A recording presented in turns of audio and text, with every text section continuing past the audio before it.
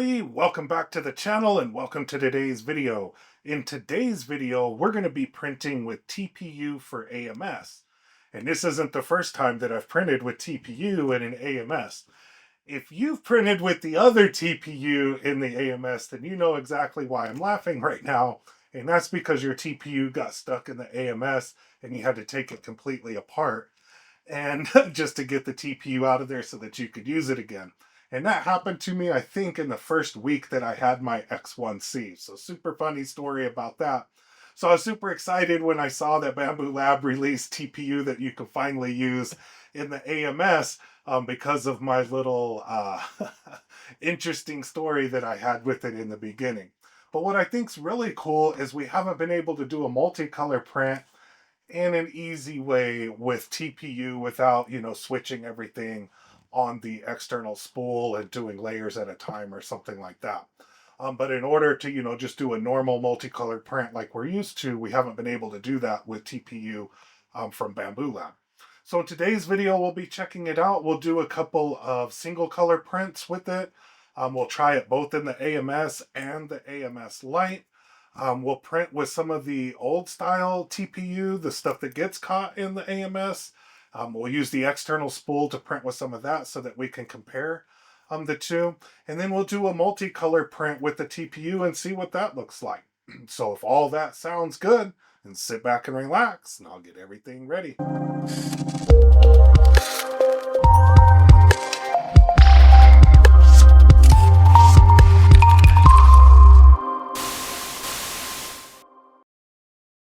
All right, so here we are on Bambu Lab's website with their TPU for AMS, and man, I was lucky to get a couple of rolls of this before they all got sold out. So I have a roll of red, a roll of white, and a roll of black here.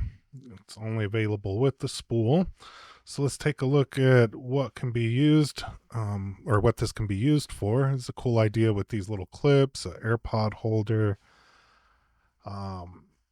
different things. This little hammer is pretty cool. That'd be a pretty cool thing to print with the TPU.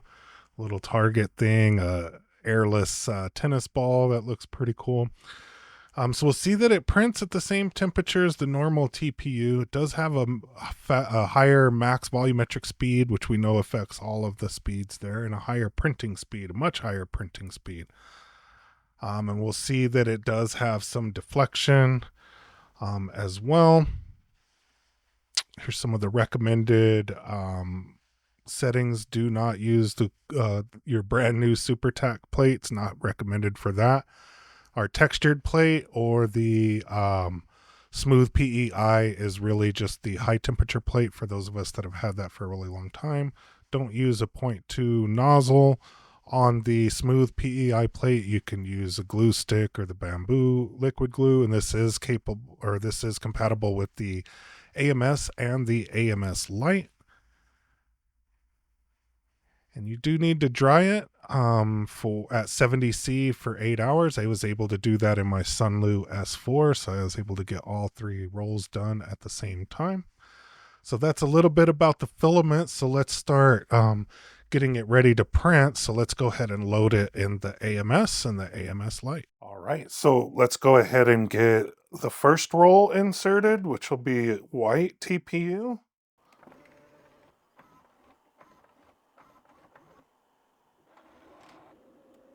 All right, no clogs so far. I didn't get this far the last time. Let's go ahead and get the next roll in there.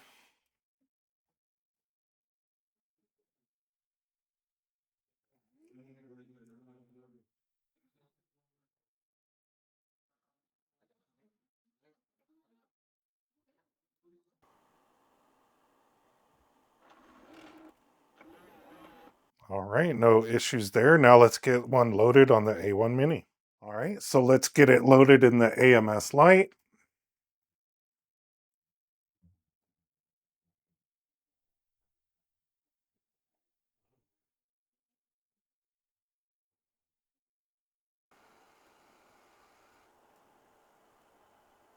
All right, and we're ready to go, so let's get to printing. All right, here we are in Bambu Studio, and you'll see that we have the TPU for AMS. loaded in slot 1 and in slot 2 with the white and the red. Remember, if you don't see these in there, or if you haven't done this in a while, make sure that you hit the little gear right here and make sure that the new filaments are selected so they don't automatically get selected as they're available. So we can see here that the TPU for AMS is one of the ones that I've already selected. So make sure that you do that if you don't see the TPU for AMS up here. It's most likely because you need to do that. So we'll print one of them with the white TPU, one of them with the red TPU, and then we'll print one with the black TPU on the A1 Mini. As you saw me load the different colors in each of the machines there. So we'll take a look at and slice the plate here. So we'll see about 2 hours and 52 minutes, which isn't much longer than, the normal benchies. I think with just PLA is around an hour and 15 minutes. So it's not that much longer. And as you remember, PLA has a volumetric speed of around 21 or 22. This has a volumetric speed of 18. So it's just a little bit slower, but not much slower. And it is giving us a warning about overhangs, which we have seen in the past. We'll see how it handles these overhangs. I have seen TPU struggle in the past with those overhangs, though. So we'll go ahead and get this printed, as well as the black one on the A1 Mini, and I'll see you back in the studio when they're done.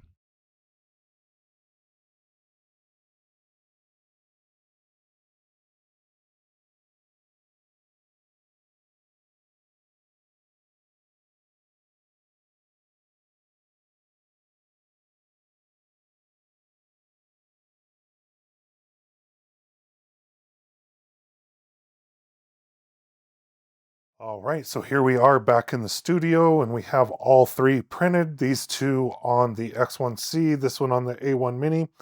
It did give us a warning about overhangs, which I thought were these overhangs kind of in the house here, but really it was these overhangs, and pretty consistent, not able to do these overhangs without support on all three. I don't know if you can see the white very well. Hopefully you can see this black. Yeah, but otherwise, everything printed out perfectly on this. The one thing that I do notice is it isn't, completely squishy or whatever like a TPU normally is. But when I looked at this prime tower, for whatever reason, it printed this prime tower with this one. It is somewhat squishy, but not as squishy as we would be, used to with, I think, normal TPU. So I'm not going to print another one of these with normal TPU and have it do the same thing there. What I think might be better is if we print a couple of samples of this. So I'll go ahead and print a sample of each one of the colors with the little sample like this while the TPU is drying, and then I'll mount that on the side and print normal TPU one of these, and we'll compare all of them together. So let me go ahead and get this model loaded up in Bambu Studio, and we'll go ahead and get these printed out.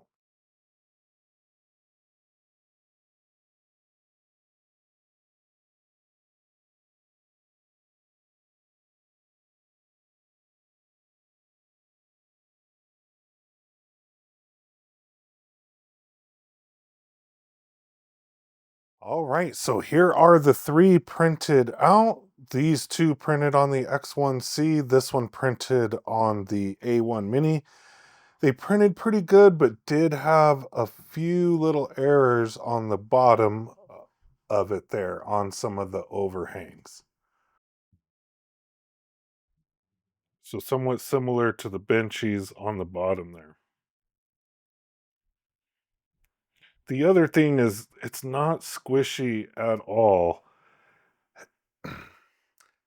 And I feel like if I handed you this and PLA, I'm not, or even PETG, I'm not sure you would be able to tell the difference between it.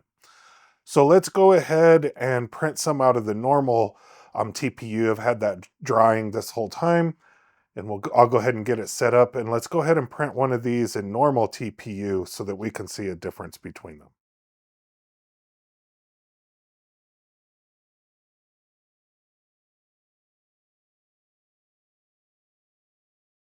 All right, so I was able to print one out of the normal TPU, and I'm not sure if you can see it has a couple of rough spots, but nowhere near as bad as all three of these had the same rough spots there. And I'm thinking this prints at a little bit slower speed. Um, if you slowed this stuff down with overhangs, it might not be as bad. The other thing is this is squishy. Like I can actually squish this, and I used the same exact settings, same exact infill and everything, and then just normal filament settings, but I can actually squish this one, which there's no way I can squish any of these other ones. So I will say it's not as soft as normal TPU like this is, and it has a problem with overhangs. All right, so now let's jump into Bambu Studio and let's print out something that I think all of us might want to print out with multicolor TPU and see if it does any better on the softness or whatever. So I'll see you in Bambu Studio. All right, so here we are in Bambu Studio, and I have a S23 cell phone case or whatever loaded in here. This is the first one that I saw that had a couple of colors on it that looked like it would be cool to print. So this is the one that we'll try to do today. And if it's not as springy or, rubbery or whatever, or soft as, we might expect TPU to be, like I was showing with the samples earlier, the one place that I might look is in the strength and changing this to, lower the density of it. Might help with it being a little bit more rubbery, and you might want that like on a cell phone case, right? You want it to bounce and not just let the shock come through it. So we'll go ahead and print this out and take a look at it and see what that does to it. This model actually, when you download it, is 0.8 millimeter or whatever. On the layer height, I changed it back to 20 or 0.2, and we'll do it with that. That might be another thing that you can mess with the multicolor or the TPU for the AMS when you're doing multicolor. So the layer height might be another thing that you might want to mess with. I thought 0.08 might be a little bit too close together and may make it hard like we've seen in the other samples or whatever. So we'll just start out at the 0.2 and see what that does. I do have the texture plate loaded and everything like that. It doesn't take a whole lot of time to do a multicolor print of this, 2 hours and 41 minutes.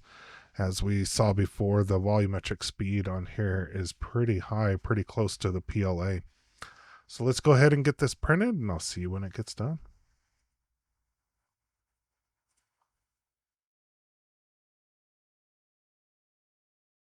All right, so here we have the printed case, and I gotta tell you, I was expecting it to be super hard like this was, but surprisingly, it's very flexible and exactly what you think it would be for TPU, which I thought was really, really cool. Did have a couple of issues though. Again, on the overhang here, it had an issue, but on this overhang, it did well on these overhangs here. But it did have an issue on this overhang here, but otherwise it printed out very flawless, and it is super flexible, and even the little kickstand works. It's just the overhangs are something that you'll need to account for with some support, or changing some of the filament settings or whatever. Maybe slowing it down a little bit would help on some of these overhangs. But overall, I was pleasantly surprised whenever I printed the cell phone case. And this is something that I think a lot of us might find value in this TPU for AMS, is making really cool cell phone cases that have some really cool multicolor designs on them, because that's not something we've been able to do easily with TPU up to today. So I definitely recommend the TPU for AMS. This was the test that really sold it for me. It does have some flexibility. It's not quite as flexible as normal TPU, but it is flexible. You just need to watch out for the overhangs. It does not like to do overhangs or print in the air as it did here. It will handle some of it. So I hope you enjoyed today's video and you learned a lot. Be sure that you get some of this TPU for the AMS for yourself. And I hope you enjoy the rest of your week, and I'll see you on the next video. Thanks for watching.